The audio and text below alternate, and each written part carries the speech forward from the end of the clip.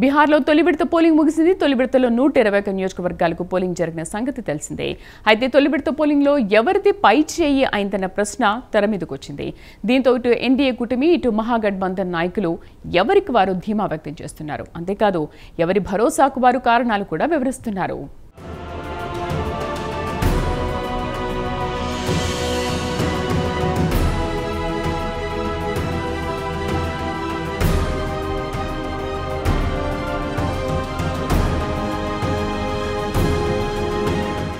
బీహార్లో తొలి విడత పోలింగ్ ప్రశాంతంగా ముగిసింది. ఇదొక శుభ పరిణామమే.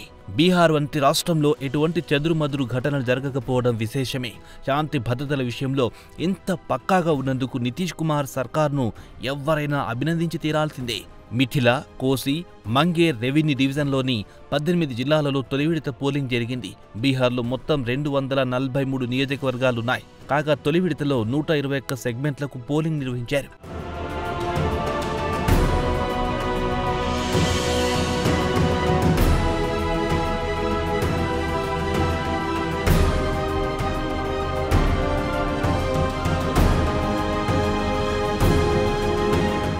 అయితే పోలింగ్ ముగిసిన ఈ 121 సెగ్మెంట్లలో తమదే పైచేయని ఇటు ఎన్డీఏ కూటమి, అటు మహాగఠబంధన్ నాయకులు ధీమా వ్యక్తం చేస్తున్నారు. కాగా పోలింగ్ జరిగిన 121 సీట్లలో 2020 ఎన్నికల్లో ఎన్డీఏ కూటమి 70 సీట్లను గెలుచుకుంది. కాగా ఈసారి మరో 17 లేదా 19 సీట్లు గెలుచుకుంటామని ఎన్డీఏ కూటమి నాయకులు భరోసా వ్యక్తం చేశారు. అంటే దాదాపు 90 సీట్లు తమవే అంటున్నారు ఎన్డీఏ కూటమి నాయకులు.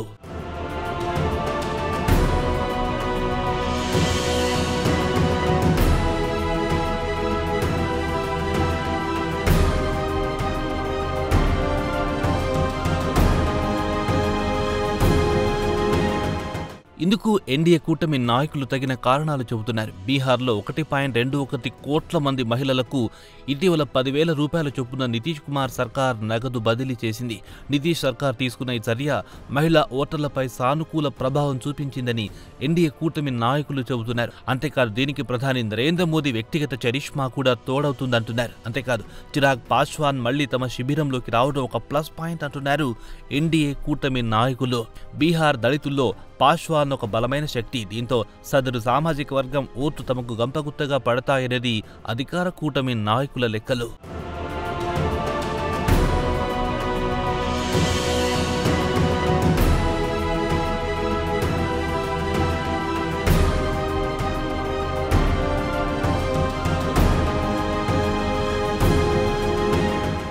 అంతేకాదు కాంగ్రెస్ పోటీ చేసిన అనేక నియోజకవర్గాల్లో ఆ పార్టీ ఇంకా పుంజుకోలేదన్నది ఎన్డీఏ నాయకుల వాదన. దీంతో సదరు అంశం తమకు లాభిస్తుందని వీరు లెక్కలు వేసుకుంటున్నారు. అలాగే గ్రామీణ ప్రాంతాల్లో అమలు చేస్తున్న ఉచిత విద్యుత్ ప్రభావం కూడా పేద సామాన్య ప్రజలపై తప్పకుండా ఉంటుందని అధికార కూటమి నాయకులు అభిప్రాయపడుతున్నారు. ఫలితంగా తమదే పైచేయి అవ్వడం ఖాయమంటున్నారు ఎన్డీఏ కూటమి నాయకులు.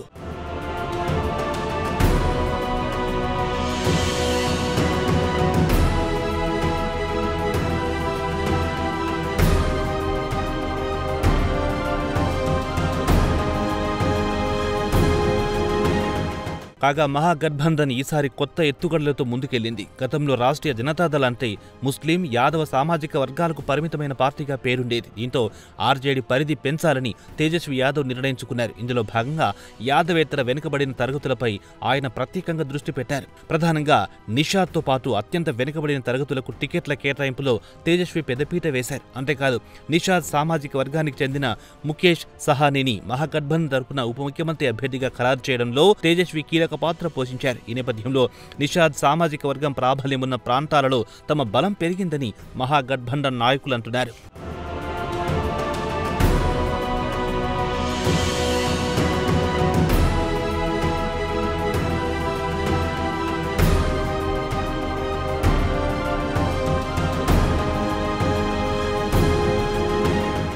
ఇదిలా ఉంటే జేడీయూ ఈసారి అనేక సిట్టింగ్ ఎమ్మెల్యేలకు టికెట్లు ఇవ్వలేదు. దీంతో టికెట్లు రాని జేడీయూ నేతలంతా రెబల్స్గా బరిలో దిగారు. కొంతమంది లోపాయికారిగా రాష్ట్రీయ జనతాదళ్కు మద్దతు ప్రకటించినట్లు రాజకీయ వర్గాలు వదంతులు షికార్లు చేస్తున్నాయి. ఈ మొత్తం పరిణామాలు తమ కలిసొస్తాయని మహాగఠబంధన్ నాయకులు పేర్కొంటున్నారు.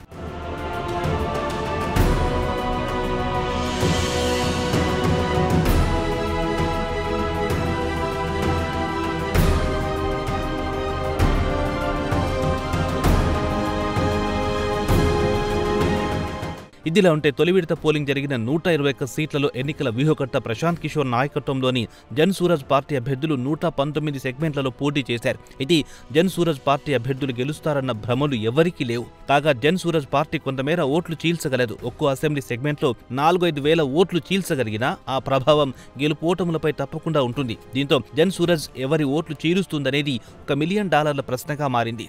ఈ నేపథ్యంలో రెండు కూటములు లోలోపల కంగారు పడుతున్నట్టు పాట్నా పొలిటికల్ సర్కిల్ టాక్. ఏదేమైనా తొలి విడత పోలింగ్లో తమదే పైచేయి అంటున్నారు ఎవరికి వారు.